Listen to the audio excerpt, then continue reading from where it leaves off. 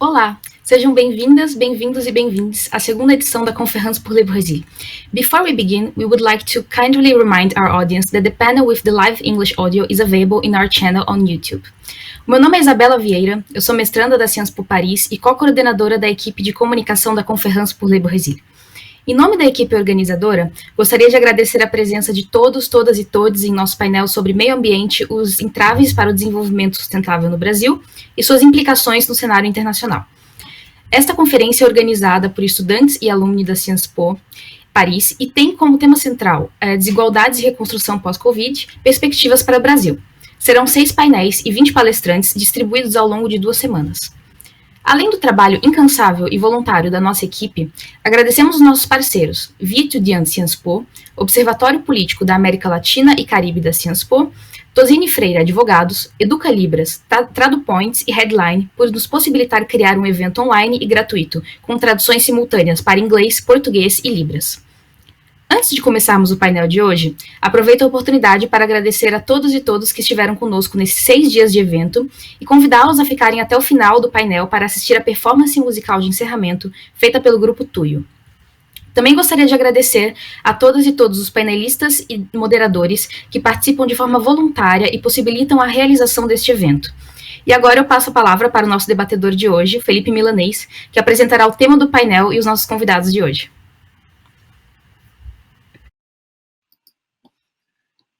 Bom dia a todas e todos, boa tarde para quem está na Europa, com outro fuso horário.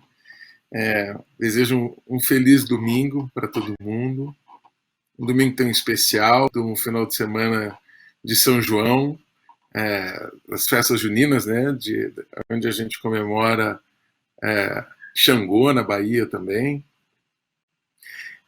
Muita honra estar aqui nesse painel. Eu gostaria de agradecer aos organizadores dessa conferência, aos estudantes do Sciences Po que se organizam, se mobilizam para debater a situação do Brasil no mundo hoje.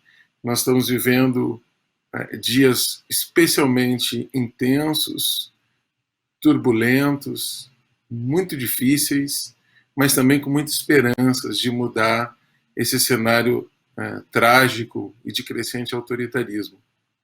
É com muita honra que eu vou fazer a mediação de um debate entre 2 pessoas maravilhosas que têm uma história de luta muito antiga e que, com toda essa experiência, esse passado, nos ajudam também a imaginar um futuro.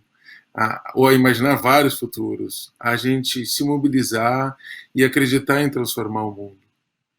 Angela Mendes, ela é ativista socioambiental, vive no Acre, nas florestas do sul do Acre, de Chapuri. Ela luta com as juventudes, com os jovens, mobilizando os jovens no Acre a acreditar num outro futuro com a floresta, a viver com a floresta, a amar a floresta. Ela coordena o Comitê Chico Mendes. A Ângela é filha do Chico Mendes, que é uma pessoa que mudou a percepção da humanidade sobre a floresta e construiu, nos anos 80, uma aliança extremamente subversiva, extremamente atual, maravilhosa, que é a Aliança dos Povos da Floresta, junto com Ailton Krenak, que é um brilhante líder indígena, brilhante intelectual, o maior intelectual no Brasil hoje, segundo a Associação Brasileira de Escritores, a União Brasileira dos Escritores, Jucapato, mas segundo os estudantes, segundo os intelectuais, Ailton é uma pessoa que tem iluminado, desde a beira do Rio Doce, no Uatu, esse período que a humanidade está vivendo, de estar presa por um vírus, por culpa do que a humanidade andou produzindo no planeta. E um período de efeitos ambientais devastadores da pandemia, que são decorrentes direto das ações humanas sobre o planeta, e que, no caso do Brasil, se agrava com um crescente autoritarismo, uma fascistização social, um presidente extremamente violento, miliciano, que trabalha com o medo em todos os momentos. Então, a gente sendo circunlado de medo para não imaginar futuros. E o Ailton tem feito falas e lançou 2 livros nos últimos 2 anos que ajudam não só a postergar o fim do mundo, como a imaginar outros mundos e não deixar a gente vender o amanhã. O livro Ideias para Adiar o Fim do Mundo, que foi lançado pela Companhia das Letras e fez enorme sucesso no Brasil, foi um dos finalistas do Prêmio Jabuti, foi baseado em algumas falas do Ailton feitas em Portugal. Que é bonito, é muito bonita essa característica do livro de ser feito a partir da oralidade, transcrito, e também entre públicos diferentes, né? Quem falou em Portugal, publicou no Brasil, e agora esse livro foi traduzido para, por enquanto, 4 idiomas, mas eu destacaria nesse momento para a nossa audiência a versão Ideas to Postpone the End of the War, em inglês, e de Pour retarder la fin du monde, que acabou de ser lançado também em francês, um livro que deveria entrar na literatura fundamental do Sciences Po para discutir ecologia, futuro e organização de vida além do desenvolvimento. O desenvolvimento sustentável, ele conformou nas últimas décadas uma oposição ao que seria o desenvolvimento predatório. Só que a gente nota, no período mais recente, um desgaste e uma insuficiência dessa ideia, que tem sido oposta desde a América do Sul, desde a América Latina, desde a Biayala, por ideias mais radicais e mais libertadoras e emancipadoras, como ideias de bem viver. E ainda na introdução a esse painel, recomendo que vocês procurem, a quem nos assiste, o livro Cartas para o Bem Viver, que contém um texto maravilhoso do Ailton Krenak para todos aqueles que cantam e dançam, e outro texto maravilhoso da Ângela Mendes. E pensar em bem viver, pensar em como mudar esse momento que a gente vive. Assim, eu gostaria de chamar Ailton, que conectou agora, e Ângela, saudar vocês, agradecer por conectar nesse domingo, agradecer aos familiares de vocês, também pedindo licença para a gente poder ouvi-los nesse domingo e ouvi-la. Eu queria fazer a primeira pergunta para vocês dois, a Ângela poderia fazer a primeira introdução, que é, nesse cenário tão difícil que a gente vive, desde onde vocês estão, como é que vocês estão vendo o mundo? Desde as florestas no Acre, desde a beira do Rio Doce, o que vocês veem? Como é que a montanha falou com vocês hoje? Como é que a floresta falou? E como é que a gente pode nos organizar para desorganizar e para mudar esse cenário? Qual que é a perspectiva de opressão desse momento, de dificuldades, mas também como é que vocês analisariam um horizonte? Bom dia, todos, todas e todes. queria começar agradecendo o convite, né, das alunas, dos alunos da Sciences Po Paris, né, organizadores dessa conferência, e agradecer a oportunidade de estar mais uma vez, né, partilhando do mesmo espaço, mesmo que virtual, com Ailton Krenak, uma pessoa a quem eu admiro por toda a sua trajetória, que tem trazido alguma luz também nesse momento, né? Com seus escritos, com suas publicações, que de fato nos inspiram. E você, Felipe, também, que tem, né, propiciado esse encontro, né? Porque você fez essa ponte, então te agradeço também. Bom, aqui hoje a gente está, o Acre, ele fica 2 horas, né? Tem uma diferença de fuso de 2 horas em relação aí ao centro do mundo, que é Brasília, né? E tem em relação ao lugar de onde o querido Ailton está. Então, eu estou aqui numa manhã às 9 horas, com o sol lindo à minha frente, porque eu estou de frente para uma janela, e vendo como é que tudo está se movimentando ao meu redor, sim. Então, que a gente está agora nesse período de transição entre o inverno amazônico para o verão amazônico, né? A gente está saindo de um extremo, que são as cheias, alagações, né, que acontecem em toda a Amazônia nesse período, né, e entrando já para um momento de secas, né, de estiagens, né.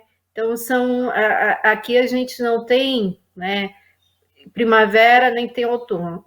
A gente vai da chuva para o sol, né, e para a estiagem. Então, nesse período, as cigarras começam já a cantar, né, anunciando a chegada do calor intenso, né, e do período de queimadas, né, porque os desmatamentos já iniciaram, né, e agora vai começar o período de queimar o que foi desmatado e o que não foi aproveitado pelos madeireiros. Então, daqui de onde eu estou, é isso que a gente tem se acostumado a ver nos últimos anos, né? São extremos cada vez mais extremos. E não à toa, o próprio relatório, né, da Comissão Pastoral da Terra, né, tem mostrado que a gente vive hoje momentos também de intensos conflitos, né, que os conflitos pela posse da terra têm aumentado assustadoramente nesses 2 últimos anos, né.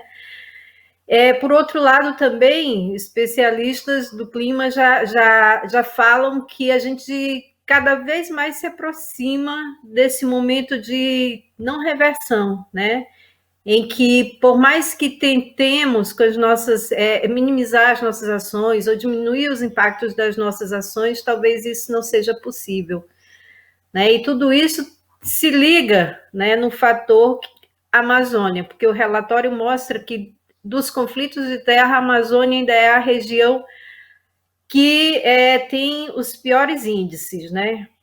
E isso se dá por um único motivo, que é justamente a degradação, né, essa disputa incessante pela posse, né, pelo ser possessivo da terra.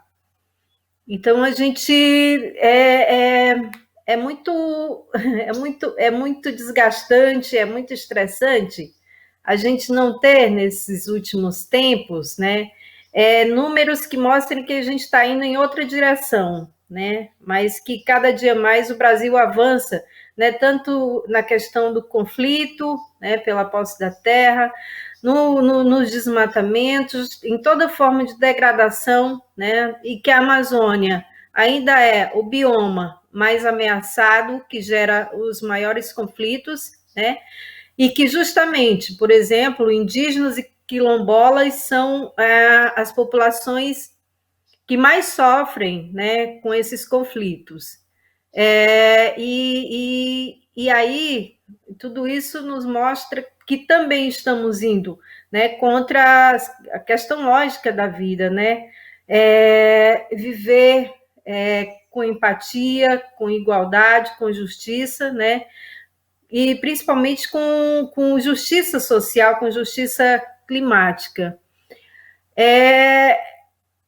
Enfim, eu acho que assim, a semana passada, não foi essa semana, né, que a gente teve um único momento assim que a gente pode comemorar, que foi fora Salles, né, que ainda não está completo, porque na verdade o Salles merecia ir para a cadeia, né, ele merecia sair do ministério direto para a cadeia. Mas a gente teve aí alguns minutos para comemorar, porque logo em seguida, logicamente, né, outro tão pior, igual ou tão pior que ele, assumiu o Ministério da Saúde. Mas... Oi. Vocês estão me ouvindo? Estamos sim, Ângela. Porque para mim tá ótimo. porque para mim está parecendo tudo congelado. Então é isso, assim, né? Daqui de onde eu estou, eu vejo, né, que é a possibilidade da gente reverter tudo isso, lógico, né? Eu gosto de dizer que não há mal que sempre dure, né? Então é possível, né? Acho que com a gente fazendo esse trabalho de formiguinha que o Ailton também faz muito bem, que é fazer a gente repensar, né, o nosso futuro, a gente repensar qual é o sentido da nossa vida aqui na Terra. Então, se a gente começar a partir daí, a gente consegue adiar o fim do mundo. Se não, a gente, né, o nosso futuro é ladeira abaixo mesmo. Então, vamos pensar, vamos refletir, fazer essa autorreflexão sobre qual é o nosso objetivo aqui na Terra, né? Para que a gente possa ter a chance de ter um futuro possível, né? De ter um planeta possível, que esse planeta seja cada dia mais acolhedor, cada dia mais justo.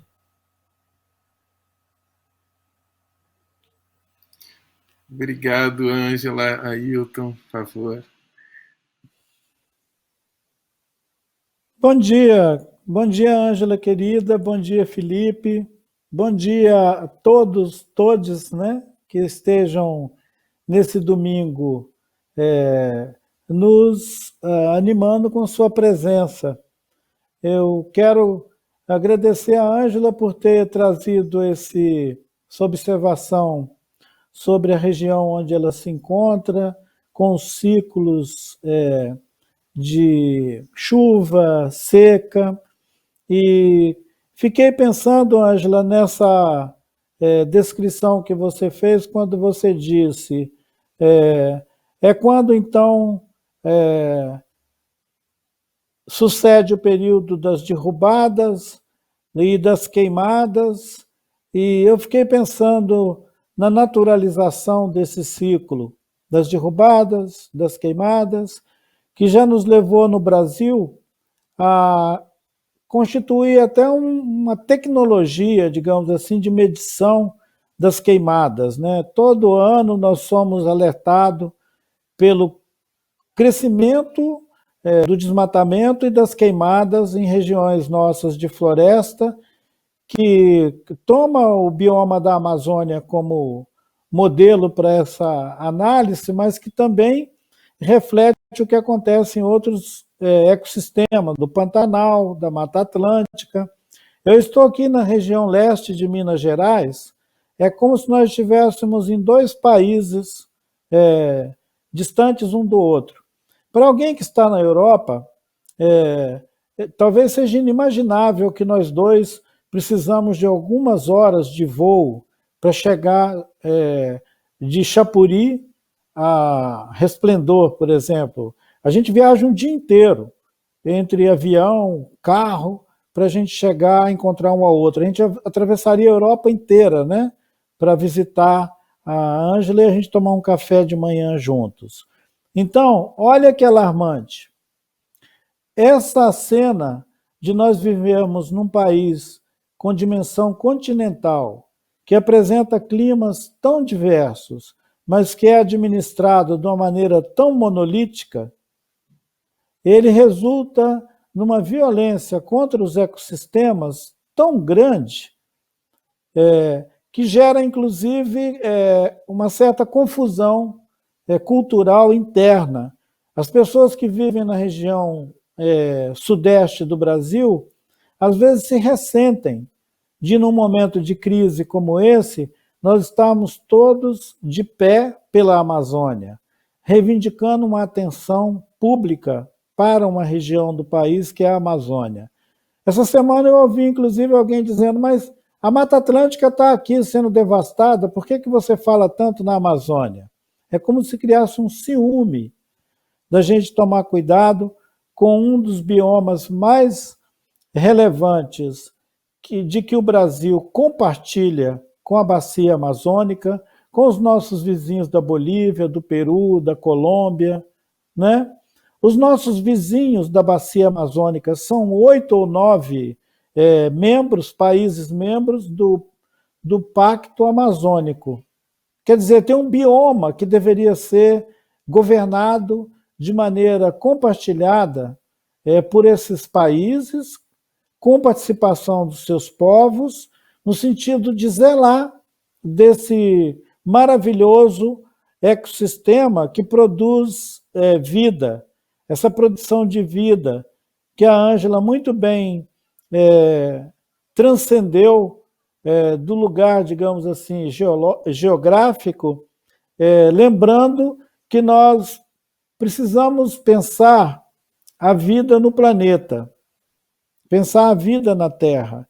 Esses regionalismos que configura a governança do mundo, eles têm causado muito dano, né? Nós estamos circunstancialmente agora passando por um período de governança abusada, um governo que abusa da sociedade, mas que danifica o território. É como se nós tivéssemos sofrido uma invasão estrangeira, né? As pessoas que vivem na Europa tiveram muitas experiências no século XX de conflitos armados, né? A Primeira, a Segunda Guerra Mundial, e sabem o que significa uma ocupação inimiga. O Brasil está sofrendo uma ocupação inimiga, para vocês terem uma ideia. Nós temos todas as pessoas que ocupam cargos públicos, ou na sua grande maioria, atuando contra o interesse comum, predando a infraestrutura natural do país. O nosso querido Eduardo Viveiros de Castro, uma vez ele disse que a primeira infraestrutura de um país deveria ser o seu território.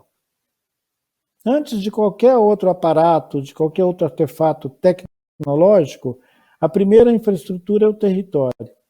Eu acho que, nesse sentido, o seu pai, Ângela, o Chico, na sua sensibilidade e observação sobre riquezas, sobre a ideia de riqueza, ele entendeu que essa infraestrutura natural, a floresta, e o modo de vida dessas populações que vivem dentro da floresta é a verdadeira riqueza. Essa é a riqueza. A gente não precisa se debater para buscar aquelas promessas do chamado desenvolvimento. Essa dinâmica que o mundo ao nosso redor se imprime. O nosso querido Felipe, ele apresentou para a gente essa questão como tema para o nosso diálogo, né? Que o que nós estamos vendo de onde estamos acontecer ao nosso redor, no mundo. Então, o que nós vemos, na verdade, é uma dinâmica já instituída pelo capitalismo que não permite que um país como o Brasil faça escolhas. Um país, mesmo com o tamanho que o Brasil tem, considerado um país continental, ele não tem a liberdade de escolha. Aquele lema maravilhoso, né?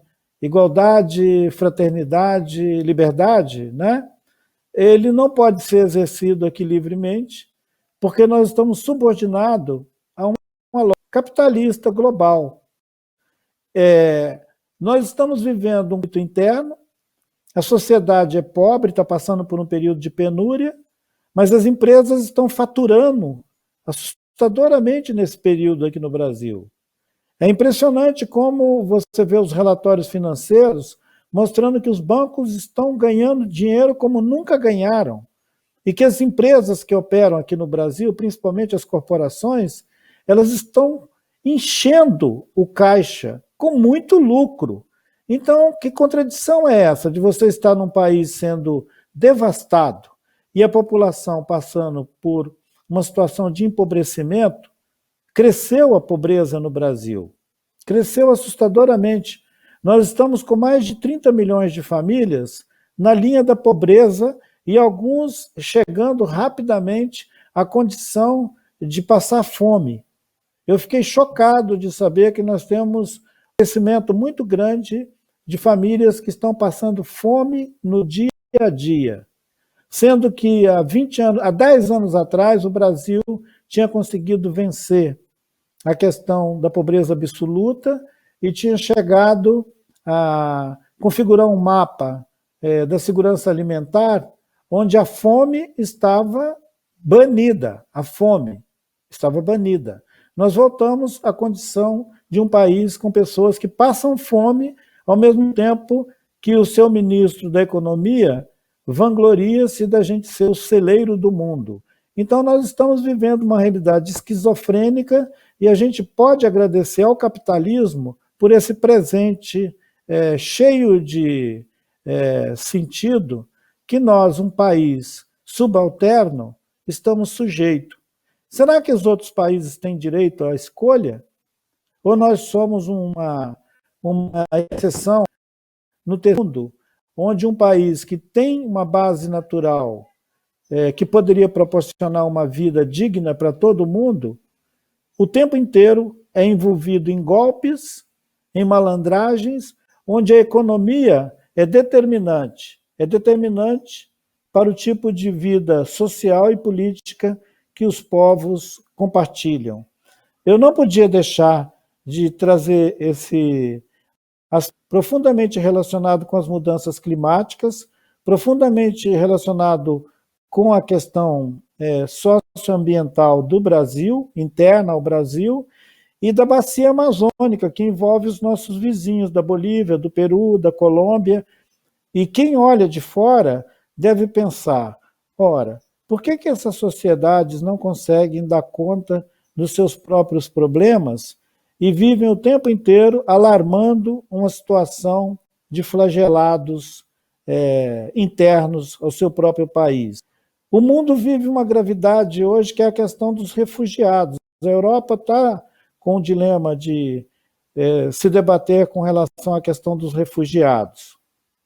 Aqui no Brasil, nós podíamos estar vivendo uma outra experiência social, proporcionando um tipo de bem-estar e de melhor qualidade de vida para a nossa população, talvez exatamente por não estarmos nesse corredor tão estreito, onde os refugiados econômicos e ambientais têm que se socorrer, que nesse caso é a Europa.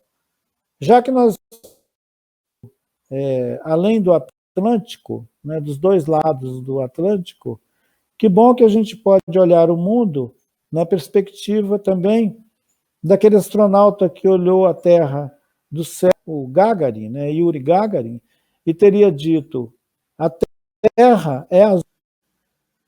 É tão maravilhoso imaginar que a floresta é verde, a Terra é azul, e nós podíamos viver muito melhor se nós fôssemos capazes de compartilhar a riqueza do mundo e não a miséria do mundo. E parece que nós temos uma visão para compartilhar a miséria e uma dificuldade muito grande para compartilhar a riqueza. Hoje é domingo e eu quero mandar um abraço para todo mundo, para aqueles que estão podendo hoje celebrar esse dia que é bonito, assim como a terra olhada de lá de cima do céu.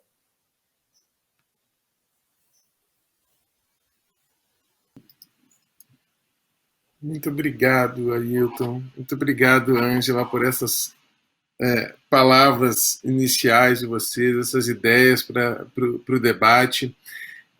Eu vou, em breve, colocar as perguntas do público. Eu acho que vocês trouxeram elementos tão importantes sobre a situação da conjuntura política ecológica que a gente está vivendo, e, ao mesmo tempo, uma questão de consciência fundamental para o nosso estar na Terra. Tem um livro do Ailton, que é Encontros, onde aparece uma entrevista do Ailton com o Osmarino, e eles estão discutindo a fundação da Aliança dos Povos da Floresta. E a questão da consciência que permitiu aproximar coletivos que haviam guerreado por muito tempo. E isso era dado como algo natural. O seringueiro jamais iria se aliar com os índios, ou os índios com os seringueiros. E aí a pergunta nesse sentido, o Ailton responde colocando que os seringueiros e os índios se aliaram porque os seringueiros se deram conta que entre ele e os índios existia o patrão. Era o patrão que separava essas pessoas, esses coletivos que aprenderam ou já sabiam, no caso dos indígenas, os seringueiros que aprenderam a conviver com a floresta. Esse momento que a gente vive, o estado de bem-estar na Europa, ele está sendo financiado pela destruição direta dos biomas no Brasil. Os fundos de pensão na Suécia, fundos de pensão na Alemanha, fundos de pensão na Holanda e na França investem em terra, investem em desmatamento, no Mato Piba, no Piauí, na Bahia, em Rondônia, no Acre. O bem-estar de uns coloniza o bem-viver de outros. E onde é que pode se superar essa falta de consciência e construir algum tipo de aliança de que a destruição atinge a todo mundo? Terá agora, o segundo semestre vai acontecer na Escócia, uma conferência do clima. Tenho certeza que esse é um debate presente no Sciences Po, é um debate presente nas elites europeias, é um debate presente sobre um tipo de desenvolvimento sustentável, mesmo que o planeta esteja quase nos expulsando dele, como o Ailton fala. Que alianças que vocês imaginam que sejam possíveis? E o que a gente pode imaginar para superar o capitalismo? Por exemplo, essa dicotomia entre cidade e floresta. Se existe cidade sustentável, diante do que a Ângela acabou de nos alertar, dos incêndios que estão prestes a vir na Amazônia, é possível ter uma cidade com floresta sustentável na Europa, que o bem-estar social está baseado na destruição da Amazônia? Onde é que a gente pode se unir nisso? Como que a gente pode ter uma perspectiva global, internacional, nas relações internacionais em defesa da ecologia como algo intrínseco, necessário da nossa sobrevivência comum na Terra? Ângela e Ailton? Para quem pode começar de novo e depois o Ailton, as alianças que tu tem imaginado, o teu trabalho também com os jovens. Tá. Beleza. Então, assim, eu queria também resgatar algo que o Ailton trouxe, né, que são os índices, né? Sempre esses índices, né, de aumento, né, de conflitos, né, aumento da violência, aumento de concentração de terra, de renda, né, nas mãos de poucos. Ao mesmo tempo também que aumenta a grilagem das terras na Amazônia, né, nesse momento de pandemia. Então, que índice, o que isso mostra? Né, que mesmo nesse momento de pandemia, existe uma população que está sendo fragilizada, que está tendo seus direitos, né, de alguma forma, grilados, porque o aumento da grilagem, né, de terras na Amazônia nessa pandemia foi significativo. Então, existe uma coisa muito errada aí, quando você vê esse tipo, né, de número que mostra que, mais uma vez, uma parte da sociedade tá conseguindo se dar bem em cima, né, do sofrimento de uma outra parte também dessa sociedade, né, que tem sido, ao longo do tempo, invisibilizada, tem sido, ao longo do tempo, mantida à margem desses direitos. Então, e são justamente essas pessoas, né, que se dizem aquelas que fazem ou que são responsáveis pelo desenvolvimento, né?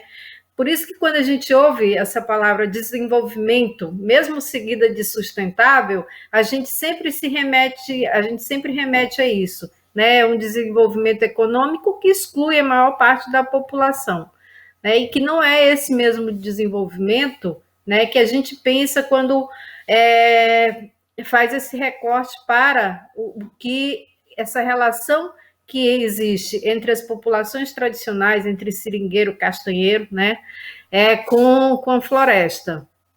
Então, existe esse recorte muito profundo aí. O que é esse desenvolvimento sustentável? O que cada segmento pensa do que é esse desenvolvimento sustentável, né? E com certeza não, o Ailton falou do meu pai, não era exatamente, né?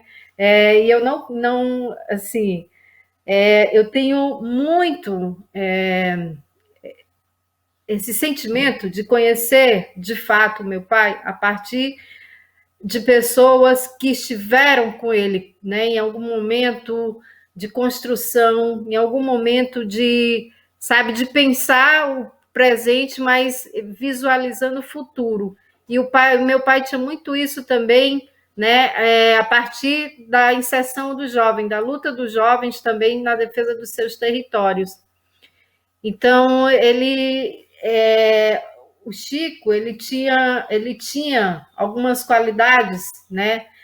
Claro, eu conheci, mas os amigos e os companheiros trazem isso para mim com muito mais força, que era justamente buscar os apoios para essa luta dos seringueiros no Acre, né?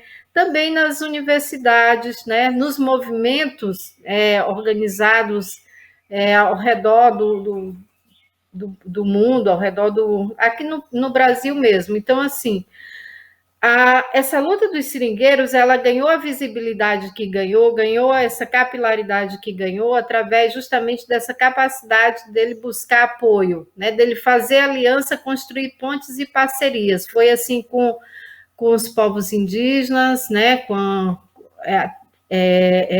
através da aliança dos povos da floresta, mas foi assim com as academias, e eu acho que é isso também, sabe? É a gente buscar os apoios aonde eles estão, né?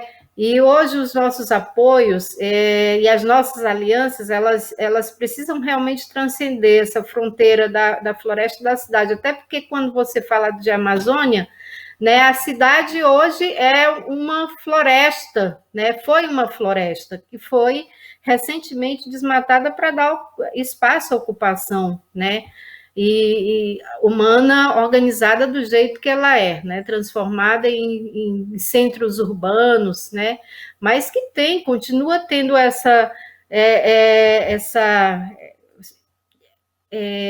ligação, não diria conexão, através dos serviços ecossistêmicos, né, que a floresta oferece. Então, não existe, né, quem mora na floresta, só defender a floresta, quem mora na floresta, porque, no final das contas, a floresta, ela é um ser vivo que emana vida para todo mundo, quem está na floresta e quem está nas cidades também. Então, as alianças ou as parcerias, elas precisam partir daí, né, de que todos nós somos filhos dessa mesma mãe que diariamente nos alimenta, né, com tudo que a gente precisa para viver.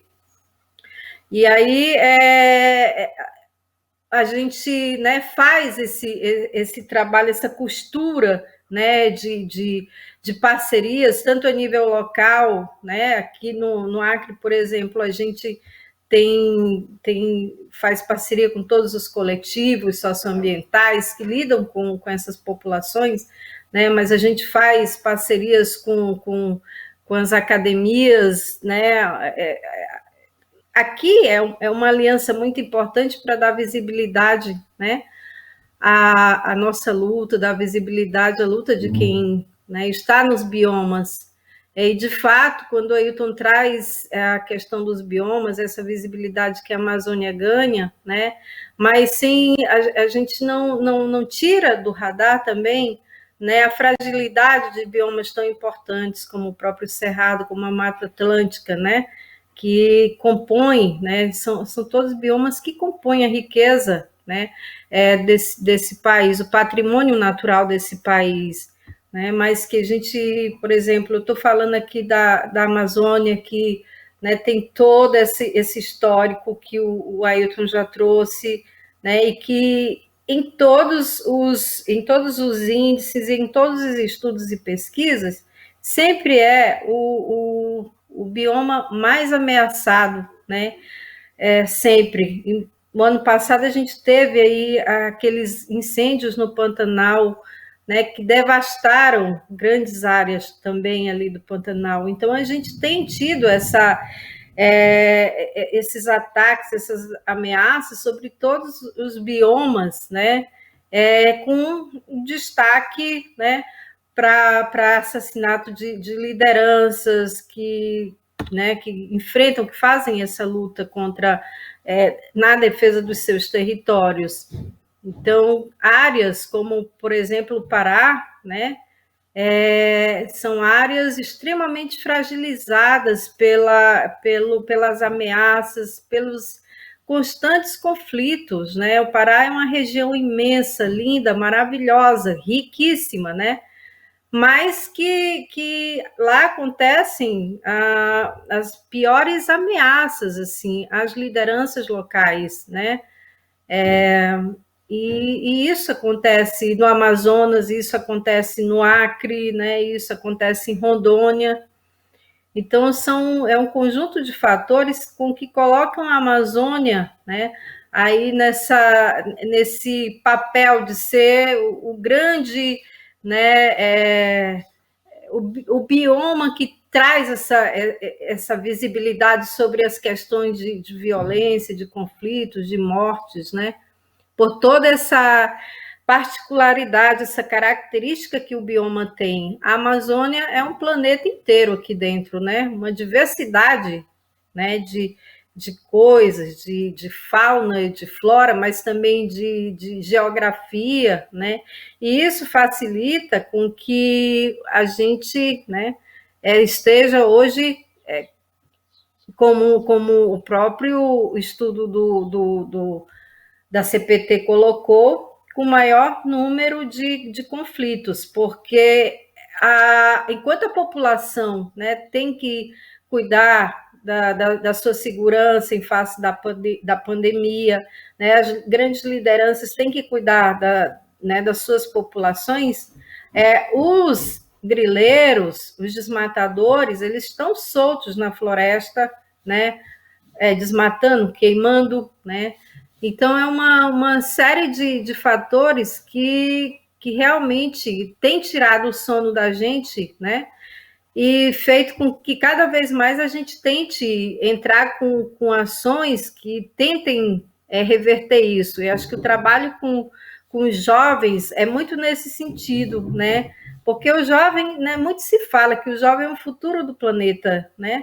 Ele é o futuro do seu território também. Nos últimos anos, os jovens, né, até por ter mais acesso à comunicação, às novas tecnologias, eles têm feito um enfrentamento tão bonito de se ver, né, ao redor do mundo. Eles têm feito muitas ações aí, muitas movimentações, né, que têm trazido esse olhar de cuidado com a Amazônia, né, com as florestas como um todo, assim.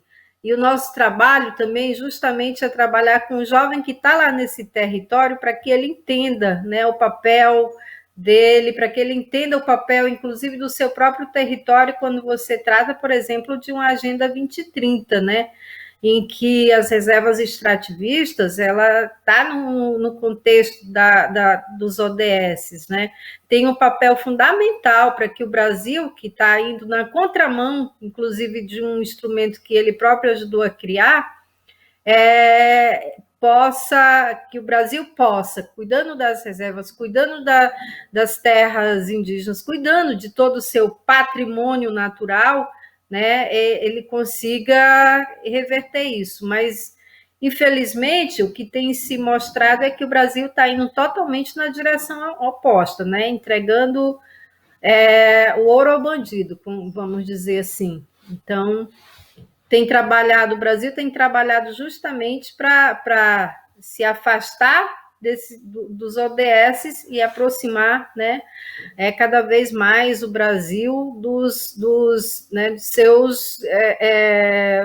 grande capital que sempre esteve de olho na Amazônia, né, e que tem encontrado nesse atual governo uma janela, aliás, uma porta escancarada para cumprir aqui com seus objetivos, né? Que é justamente esse que a gente traz de novo, né? A concentração de renda de capital, né? A depredação, a degradação da Amazônia e os demais biomas, né? Para suprir aí os grandes lucros do capital internacional das grandes corporações. Então, ao que me parece, o Brasil, isso tudo tem um pano de fundo. O Brasil, até hoje, não fez o dever de casa de cuidar, né, do seu ordenamento territorial, de definir, né, os seus princípios, considerando as funções sociais, culturais, até históricas da terra, né? Pensar a terra coletivamente. Cada dia mais o Brasil tem colocado o governo brasileiro tem colocado, né, as suas, vamos dizer assim, a sua estrutura a serviço de políticas que muitas das vezes vão no sentido de tentar organizar, mas que agem, né, de forma contrária. A gente vê, por exemplo, o CAR hoje, né, que foi criado com uma tentativa de tentar regularizar passivos, né, hoje é um instrumento do governo que tem colocado ainda mais em dúvida a capacidade desse mesmo governo de organizar, né, o seu território. Então, me passa por aí, eu acho que toda essa situação envolvendo o conflito de terra passa pelo fato do governo, até hoje, não ter conseguido resolver de forma satisfatória essa questão territorial, né? E aí, quando eu digo, não estou falando simplesmente de uma regularização fundiária, mas de reconhecer também o papel de cada ser, de cada população, de forma coletiva nesse território, né? E aí a gente chega ao que a gente chegou hoje também. Então, se a gente tem esse cenário hoje, alguma coisa o poder público deixou de fazer para proteger esses territórios, para proteger essas populações. E o que está no núcleo disso também, né, eu acho que, entre outros fatores, é isso. É o fato de o Brasil não querer resolver essa questão também, né, que vem se arrastando desde o descobrimento do Brasil até hoje. E aí, sempre aquela população, né, a parte burguesa ali, que quer ser o detentor de todos os direitos, né, de ter todas as terras, né, se concentra cada vez mais terra.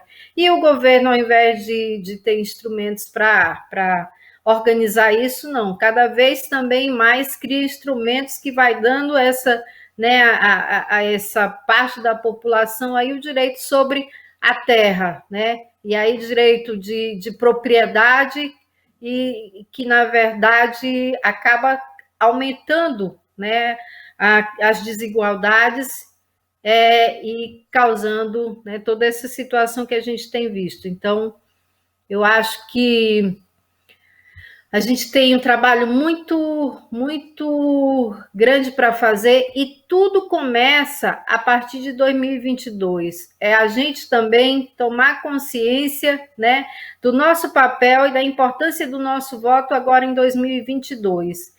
E procurar quem nos represente, quem represente a nossa luta com responsabilidade, né? E quem vai, de fato, estar defendendo os nossos direitos lá no parlamento. Então, se a gente não fala aqui que em 2022, que está bem aí, a gente tem, né, a possibilidade de tentar mudar tudo isso também, a gente não está cumprindo o nosso papel aqui, né, que é chamar justamente a atenção de que a responsabilidade também é nossa nisso, né? Quando a gente elege pessoas que, né, não nos representam, elege pessoas cujos interesses pessoais sobrepõem os interesses coletivos. Muito obrigado, Ângela. Eu acho que tu respondeu no teu comentário também uma pergunta da Isabela Vieira, que era sobre a carta deixada pelo teu pai para os jovens do futuro e como é que podia hoje nós honrar e aplicar o legado nas resistências de hoje. Lembrando que essa carta se direcionava aos jovens de 2120, celebrando 100 anos da Revolução Socialista. Eu ainda acredito que a gente possa fazer essa revolução nos próximos anos. E Ailton, para passar a palavra para ti também, já que a gente está chegando ao final, uma pequena pergunta também feita pelo público era sobre se as pressões internacionais podem ajudar o Brasil a proteger, se tu acha viável que outros países exerçam pressão política sobre o Brasil para proteger os povos indígenas da Amazônia. Essa pergunta foi feita pela Lígia Vitória. Ailton. Sim, eu acho muito oportuna essa questão, porque enquanto a Ângela trazia essa questão regional, local, inclusive a questão da sucessão política aqui no Rio, eu fiquei pensando qual a área de manobra interna que nós temos quando a gente pensa o campo da democracia. A questão da democracia não pode ficar alheia a uma discussão sobre o nosso destino. Nós estamos, na verdade, diante de uma que é a nova ordem, digamos, a nova ordem capitalista instituída globalmente. É uma ordem global, Ângela. Por mais combatente que nós sejamos aqui, viva o Chile, viva Zapata, né? Ao nosso redor nós temos um mundo viciado em sugar a gente. Você disse muito bem, todo mundo quer saquear a Amazônia, só que todo mundo quer saquear também água, quer saquear alimento, quer saquear solo. A pergunta vamos ser claros, a pergunta para a Europa é se os países europeus que continuam sendo os donos da bola estão dispostos a repensar essa ordem global. Nós vamos para uma discussão no painel do clima, vamos fazer mais uma conferência e a conversa sobre o desenvolvimento persiste. Quando é que nós vamos considerar a possibilidade que a Holanda abriu da gente pensar em envolvimento? Envolvimento. Que tal o mundo se envolver com a realidade global, com o planeta? Pensar o planeta, pensar a Terra. O compromisso deveria ser com a Terra. Se a gente fosse imaginar uma nova ordem mundial, ela deveria ser estabelecida não pelo capital, mas pela possibilidade de continuarmos vivendo com a Terra, com ela. Aí, dessa pergunta, dessa questão, provavelmente vão emergir muitas outras maravilhosas respostas para os humanos. Mas os humanos têm que ter interesse em ouvir o que a Terra está dizendo. Se a gente achar que nós vamos resolver isso dentro da nossa cabeça, com as nossas artimanhas políticas, nós só vamos adiar mesmo o fim do mundo. Mas nós vamos adiar ele numa espécie assim de uma corda que está ficando cada vez mais curta, né? E vai ser uma mitigação de danos. Se a gente quiser viver mitigando danos, vamos continuar com esse assalto capitalista ao planeta, vamos mitigar danos. Se nós queremos estabelecer uma outra base de relação com a vida, com o planeta, e parar, inclusive, de jogar no ombro das futuras gerações aquilo que nós não fazemos hoje, porque isso é um calote, nós estamos dando um calote nas futuras gerações. É poético atribuir alguma responsabilidade ou tarefa para gerações futuras, mas é cínico também, porque nós estamos comendo o mundo hoje. A geração futura vai fazer o quê depois que a gente tiver comido o bolo de aniversário todo e a festa já tiver acabada? Então, assim, tem um limite. Tem um limite objetivo. A gente não vai ter 2122. Se a gente quiser esperar 2122 para comemorar alguma coisa, é melhor a gente rever os planos. A mudança do clima vai assolar o planeta com desastres extremos, com catástrofes, com tsunami, com a terra rachando e pegando fogo. Se vocês acham isso um cenário ideal para botar a juventude para fazer alguma coisa, pensem bem. O cenário ideal para todo mundo fazer alguma coisa é agora. E ela não tem que discriminar quem é velho, quem é jovem, nem nada. Nós estamos todos corresponsabilizados pelo que acontecer amanhã. O amanhã não está à venda. Naturalizar uma ideia de tempo em que a gente pode dispor de um século para a nossa reeducação é um equívoco. A gente não tem mais um século para nada.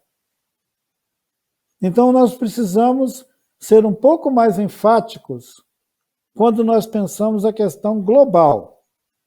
O regionalismo, ele só tem sentido dentro de uma equação onde nós pensamos globalmente e agimos localmente, que desde a década de 80 é uma das linhas de ação do ambientalismo, né? Pensar a realidade global e atuar localmente. A Ângela falou do trabalho que é feito localmente, com as comunidades, com os jovens, mobilizando, com a academia. Mas nós precisamos entender que esse trabalho ele está subordinado a uma lógica global. É isso que eu estou chamando uma nova ordem global.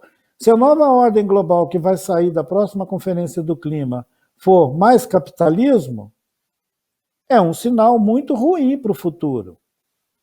Nós temos que pensar no envolvimento. A gente tem que banir a palavra desenvolvimento de qualquer debate e de qualquer propositura. Desenvolvimento é abrir e escancarar a porteira para a boiada passar. É o lema desse canalha que estava como ministro do Meio Ambiente até essa semana. Vá de retro.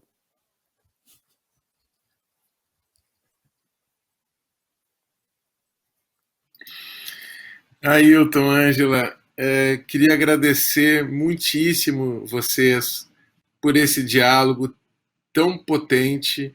Eu acho que passaram tantos ensinamentos hoje e alertando da urgência da ação imediata, né? A Ângela já está vendo as queimadas vindo agora, né? O Ailton coloca essa necessidade também política, intelectual de se mudar as palavras que estão sendo usadas, né? Inclusive os termos e as ideias, e uma profunda mudança política que vai acontecer já nessa conferência agora, que eu acho que muitas das pessoas que estão ouvindo, participando, podem estar, ou de alguma forma vão estar influenciando. Agradecer o domingo de vocês com a gente aqui, a conferência. Eu devolvo a palavra para vocês para rápidos agradecimentos, que a gente já passou um pouquinho do tempo para encerrar, antes de passar para a atividade de encerramento dessa necessária conferência importante feita pelo Censo. Ângela e Ailton, para os encerramentos, e muito agradecimento por essas falas de vocês. Beleza. O ano passado, a gente realizou o Festival Jovens do Futuro, onde jovens de mais de 20 países falaram de suas ações transformadoras, o que eles estão fazendo pelo planeta, né? E a gente estava falando de Festival Jovem do Futuro, mas com esse recorte, né? E com esse destaque, porque o futuro, de fato, é agora, né? E para a gente comemorar 100 anos de uma revolução que unificou todos os países, né? Num só ideal e num só pensamento, a revolução ela precisa acontecer agora. Então, não existe daqui 100 anos mesmo, Ailton, não existe daqui 10 anos, não existe daqui 20 anos, né? O que a gente tem que fazer pelo mundo, pelo planeta, a gente tem que fazer agora. Então, cada vez mais dizer para todas as pessoas que se somem, né, à nossa luta e à nossa resistência por um futuro possível, né, e por um futuro que ele seja mais justo, como eu já falei, e mais acolhedor. Meu domingo, ele vai ser melhor depois de agora, depois de ouvir a Ailton, depois de ouvir você, Felipe, né? Espero que todos, todas e todos tenham um domingo feliz também, né? Eu expresso aqui minha solidariedade também às mais de 500 mil famílias pela perda de seus amores, né, nessa pandemia, mas se Deus quiser, a gente vai dar a volta por cima. A gente já está dando a volta por cima e a gente já está tendo a visão de um futuro melhor com a queda desses fascistas que estão no poder. Então, um bom domingo para nós e para todos, todas e todos.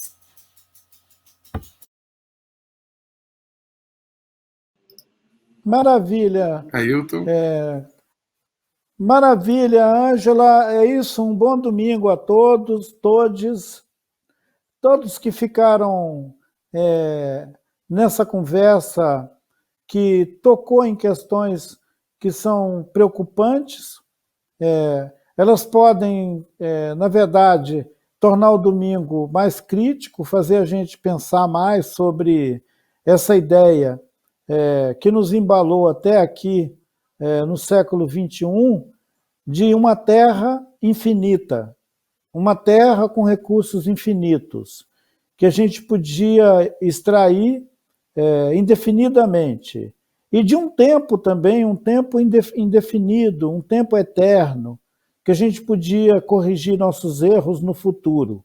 Não existe futuro para corrigir erro, e a gente não tem mais licença para continuar errando. Não errando de uma maneira tão descarada quanto nós fizemos, transformando os oceanos em fossa para jogar lixo e os rios em águas mortas. Eu estou à margem de um rio que está pagando o preço para o desenvolvimento de uma região do país, que é Minas Gerais. E eu não quero ver mais um rio mutilado só para que a mineração continue ganhando dinheiro. Então, nós precisamos ser críticos mesmo, e não podemos dar moleza para essa conversa de desenvolvimento. Desenvolvimento é um assalto à natureza. Nós temos que pensar no envolvimento com a vida, com os rios, com as florestas, com os lugares onde nós vivemos. E isso implica uma ação global, de gente no mundo inteiro, em todo o planeta. Não é só na Mata Atlântica, no Cerrado, não é só o Brasil que está passando um péssimo momento da sua história social que tem que ser a vanguarda dessa reclamação. A Europa também tem que reclamar. Vocês que estão aí na Europa, façam o favor de reclamar. Nós não podemos ficar quietos. Bom domingo a todos. Um abraço, Felipe. Obrigado, Ailton. Obrigado, Ângela. Novamente, eu recomendo que é o livro Cartas para o Bem Viver. Tem uma carta lindíssima da Ângela para o pai dela, e tem uma carta do Ailton que é para quem quer dançar e cantar para o céu. E essa carta para cantar e dançar para o céu me inspira uma fala final, que é um canto que eu ouvi essa semana do povo Pataxó, na Bahia. Eu não sei cantar, mas eu consigo ler de tão bonita que é a poesia. Bahia, terra de coco e azeite de dendê. A água do coco é doce, eu também quero beber. Vamos cantar, dançar o catimbó, para trazer o Bolsonaro amarrado no cipó. E com essas palavras finais, eu passo para a Banda Tuyo fazer o encerramento dessa conferência. Obrigado, muito obrigado, gente.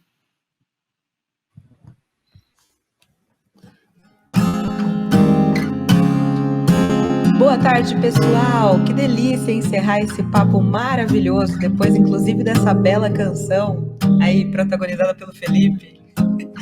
Nós somos a Tuyo, a gente veio entregar um brilhinho pro seu domingo, todo mundo que está acompanhando por Le Brasil. Muito bacanas as discussões, estou muito contente.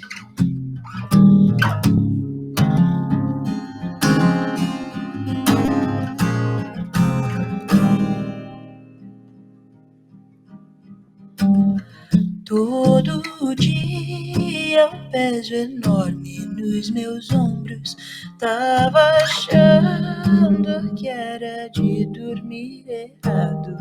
Todo dia um peso enorme nas minhas costas. Tava achando que era de sentar de lado. Mas é você. Mas é você. Então o jeito é ir embora, pegar as coisas e ir embora, me despedir e ir embora, te abraçar e ir embora. Reclamei o dia inteiro de uma dor nos ossos. Achei que fosse algum lugar quebrado. Fiz compressa no pescoço pra ver se melhora. Talvez seja de tanto jogar deitado. Mas é você. Mas é você. Então o jeito é ir embora, pegar as coisas e ir embora, me despedir e ir embora, te abraçar e ir embora. Então o jeito é ir embora, pegar as coisas e ir embora, me despedir e ir embora, te abraçar e ir embora. Menti pra você quando disse que ia entender tudo que você tem pra dizer. Acontece que eu não me importo mais.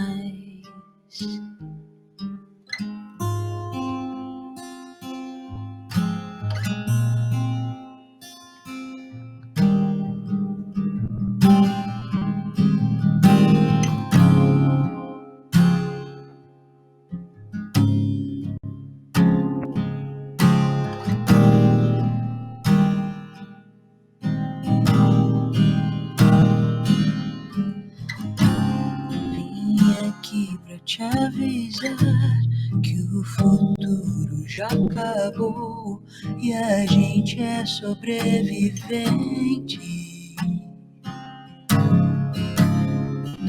precisa se assustar, eu caminho com você nesse inferno permanente. Eu cheguei pra te explicar que a vida é um emburrecer e a culpa é da gente. Se você quiser ficar, eu vou te deixar aqui. Só posso olhar pra frente.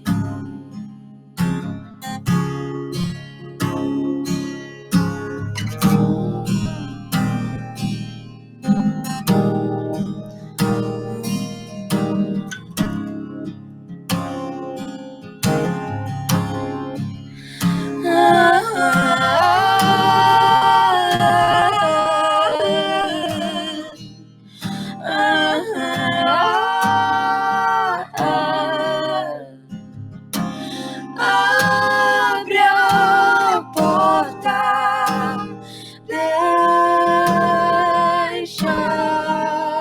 ir.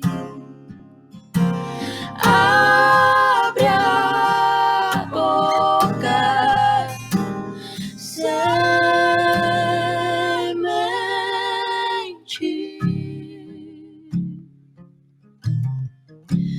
Vim aqui pra te avisar que o futuro já acabou e a gente é sobrevivente.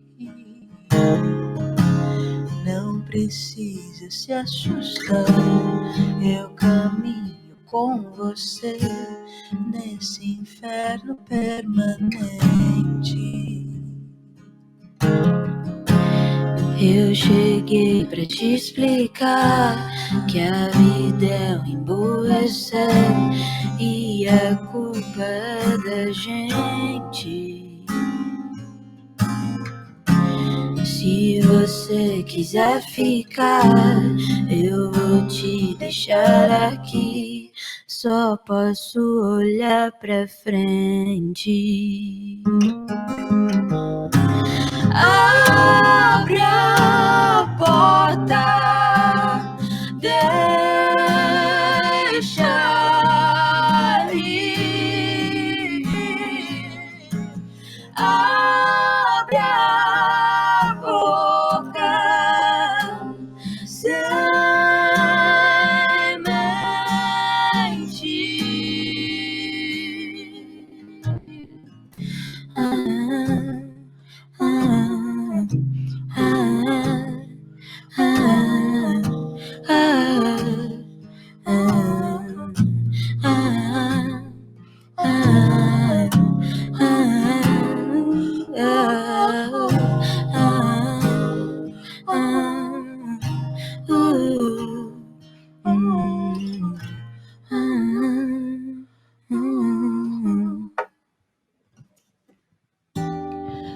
Muito obrigada por esse convite gostoso de passar esse domingo interessantíssimo com todo mundo que está aqui online acompanhando todas as riquíssimas discussões. Com essa a gente se despede, deixa vocês aí para desfrutar do domingo com bastante percepção, consciência e também um pouquinho de descanso, né?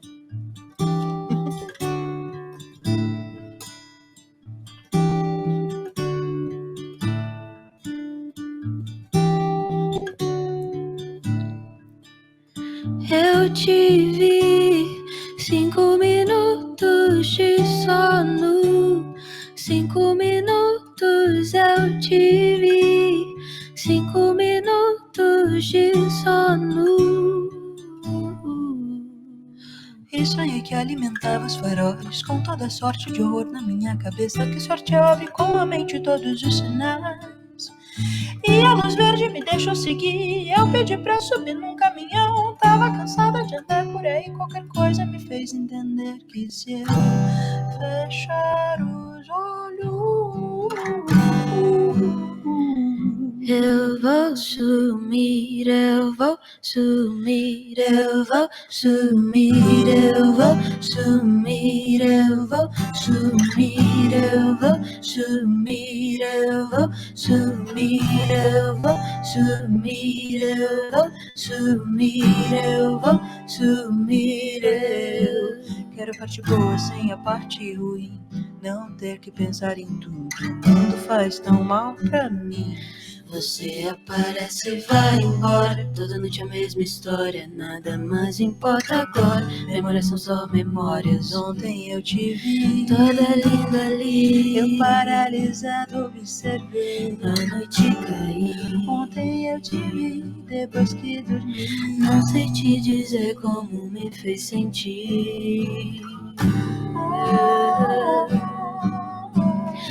Eu te vi, 5 minutos de sono, 5 minutos eu te vi, 5 minutos de sono.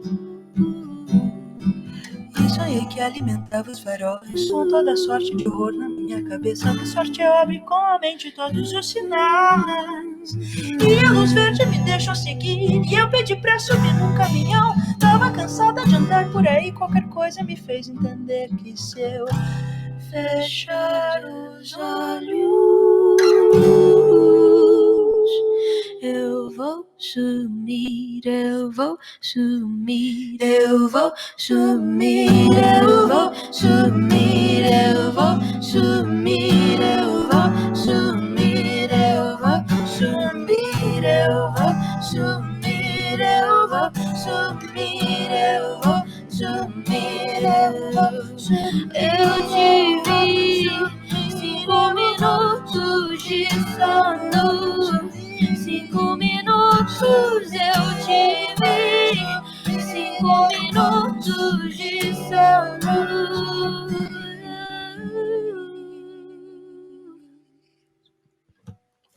Bom domingo, turma!